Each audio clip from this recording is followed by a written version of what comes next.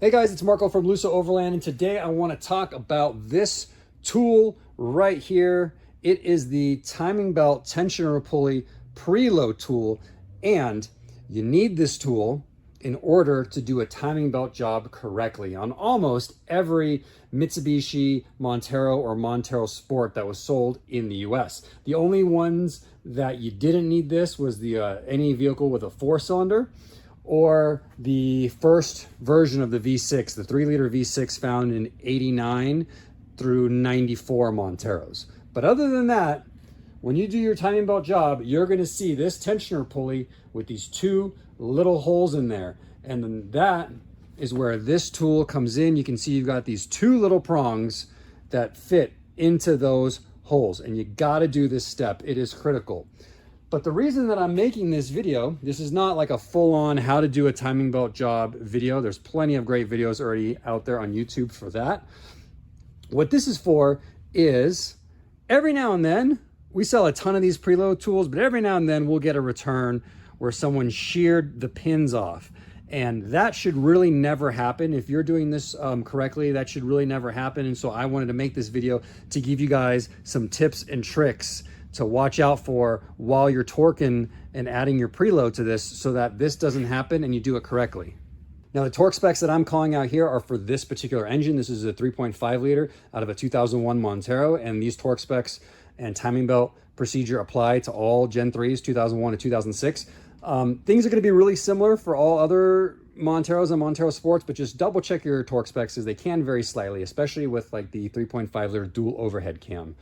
So the first thing is, again, I'm not doing a timing belt job. This is an old engine. You can see these components are old. If I was doing a timing belt job, we would have a revised crank bolt in here. This is the old design that's prone to failure. And we have obviously a used hydraulic tensioner. That's a big no-no. You always want to have a brand new one of these. It's the part that actually wears out the most, not the belt itself, but rather the tensioner, the hydraulic tensioner. But the point is, you will have everything set up. Your engine will be at top dead center. You'll have your timing marks aligned on the crank and the two camshafts. You'll have your new hydraulic tensioner in there, and the pin will still be in it. I've just reset this one with a nail for the demonstration purposes. You'll have that pin in there. Don't remove that pin yet. And you'll have a new idler pulley and a new timing tensioner pulley. And all of these things come in the OEM timing belt kits that we sell. So now this tensioner pulley right here is loose. You leave this bolt right here loose. And then when you get to this step in the instructions, it's gonna say to add the preload. And you're gonna need an inch-pound torque wrench. So it's gonna be a 1/4 inch drive to fit on the special tool. So 1/4 inch drive, inch-pound torque wrench. What you're gonna do is you're gonna set it to 39 inch-pounds, which is almost nothing. That's like 3.5 foot-pounds. So 39 inch-pounds, almost nothing. And you're gonna put it in those holes right there, and then you're gonna torque this. Right there. Did you hear that? That's all it is. I'm doing it with one finger. Let me use my pinky finger. That's it. It's kind of hard to hear, and it's easy to miss if you're using something like this, which is a click style torque wrench. If you have a torque wrench that beeps at you, it's harder to mess this up.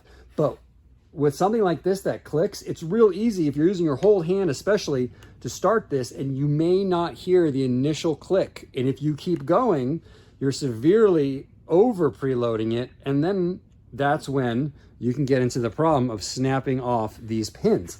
But if you're doing it correctly, there should be almost no force required. That's the key. Like, I'm gonna do this with just my finger.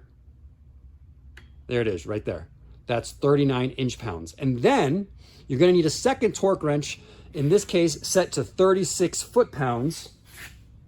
And what you would do is you would hold this preload, don't let it go, come in here, it's a 14mm bolt, and then you're gonna tighten up that pulley to 36 inch-pounds. And that's gonna preload the tensioner pulley. And so I think that could be another area where people get confused and apply too much torque. If they misread the instructions and they see the 36 foot-pounds number that the main bolt takes, and you try applying that on the preload tool.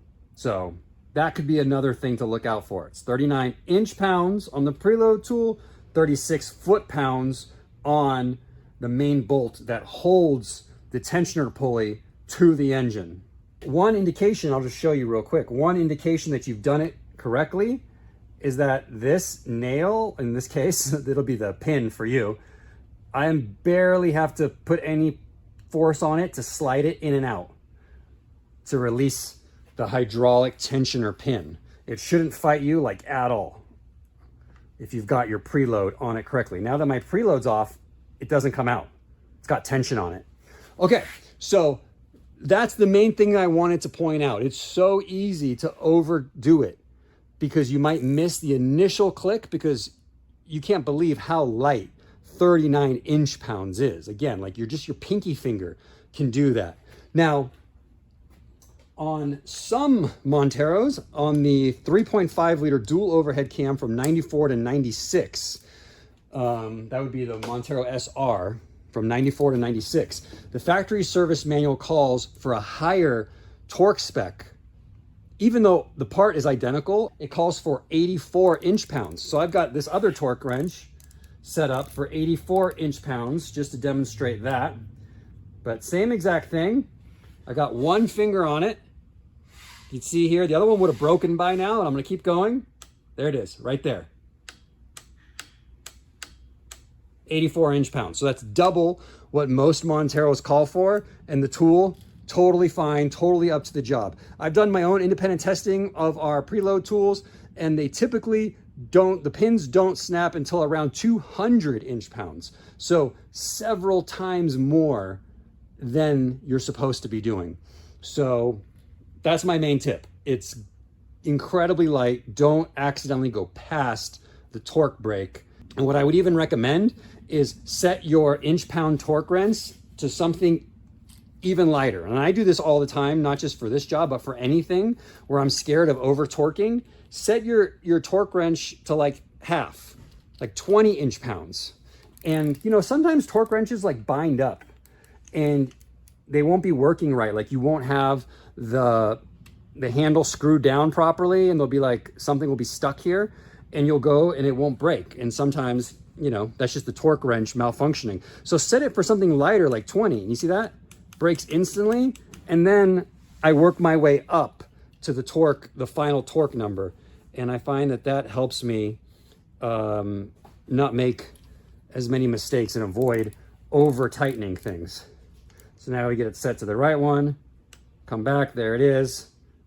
My tensioner pin comes out, no problem. And then one final tech tip for you guys is don't forget, never store your torque wrenches at any random torque setting. They should always be backed off when you're done using them to their minimum setting or whatever it tells you on the torque wrench. So in this case, you can see it says store at 20 inch-pounds. If you leave them under tension, the spring in here weakens over time and you will lose accuracy in your torque settings. And that's it, guys. That's all I have to say about that. Hopefully it helps you. And of course, you can find this and all this good stuff over at looseoverland.com.